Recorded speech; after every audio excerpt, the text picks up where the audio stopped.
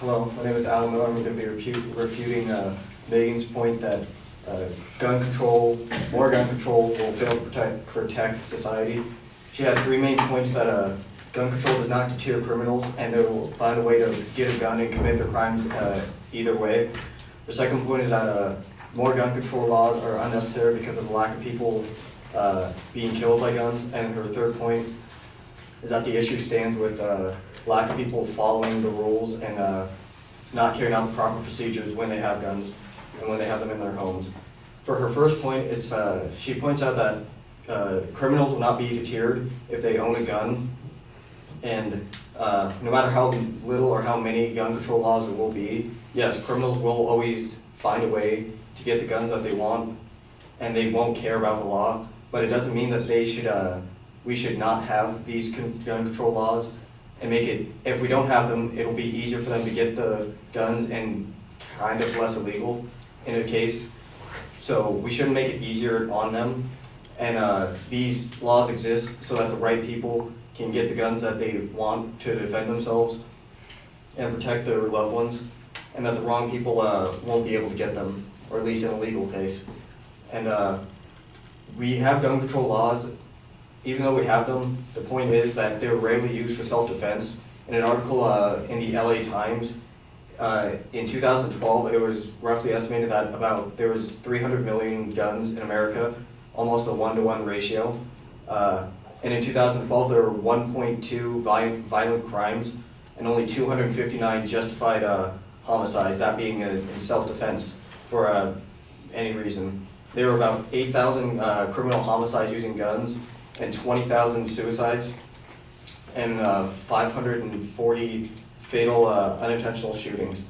And so for the ratio that the FBI gave, it was 1 justified killing for every 32 murders that were committed. So owning these guns, yes, they're meant for self-defense, but most of the time they're not used for self-defense, and they're used for some other reason. So more gun control laws would make it so that the murders and unintentional killings would go down.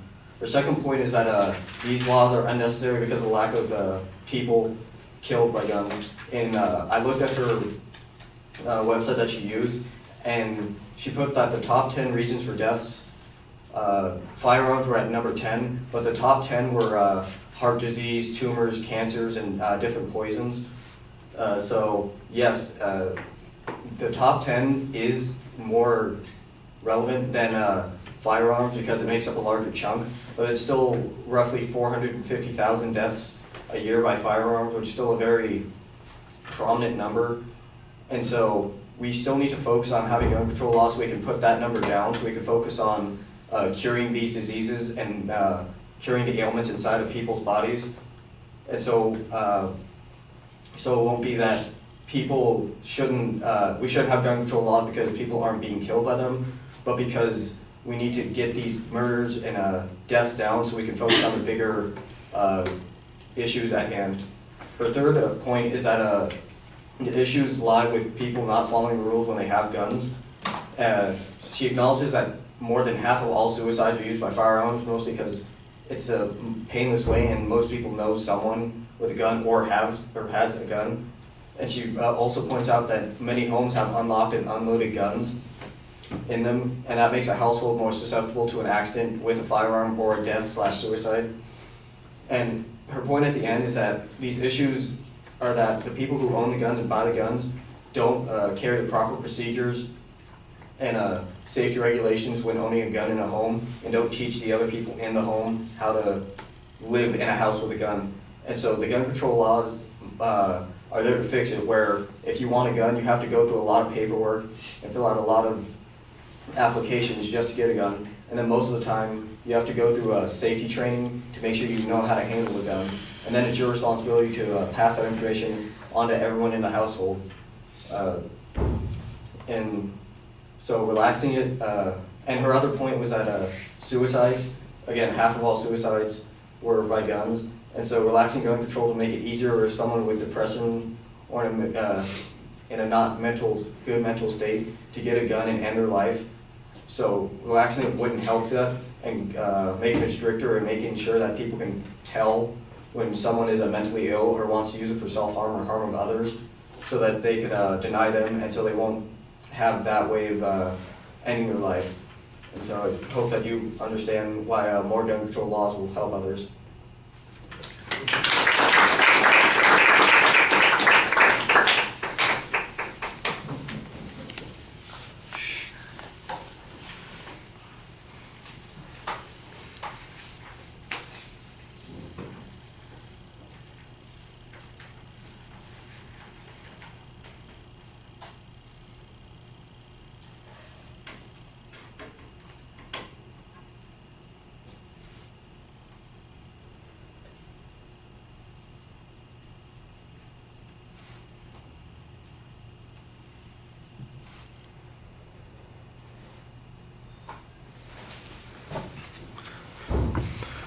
All right, Alan, the structural stuff is good. The other thing that I thought was pretty good is that you look directly at the audience. You seem confident and know what you're talking about. You're not overly dependent on the notes that you're using to present from. On your supporting claims, you do acknowledge that there are other issues that are part of this process, but you say that the whole purpose is to keep the right people getting the guns and the wrong people from getting the guns. And the question then is there any demonstration that there is a law that is effective at doing that, or any proposed law that would be effective at doing that? That's the kind of counterclaim that I think you need here, and you don't really have much of that.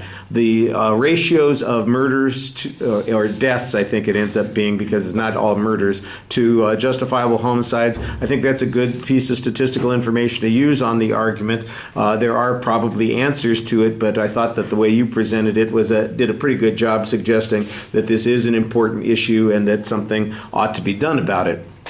On the second point, it got a little bit confusing because we went from the number of murders that you had on the first point to 450,000 on the second point. That sounds to me like it's a worldwide number, so there's a little bit of conflating issues here, and that gets kind of confusing. This is another place where there needs to be a demonstration that the laws have made a difference. You do have a weird kind of argument that says, well, what would happen is if we reduce the number of deaths like this, then we could spend more time on these other issues. That doesn't make much sense. That's just like kind of grasping at straws to find something here that's related to it. So I didn't find that point particularly convincing. I thought your first point was a little bit better on that. And then on the third point, when we're talking about misuse of these things, and you talk about suicides and it's a convenience sort of thing, I think there's a good argument to be made there, but the one that you make is not as developed as it needs to be. So you get a lot of mileage out of your presentation, even though I don't think that the second and third points are as well developed as the first point. All right, thank you.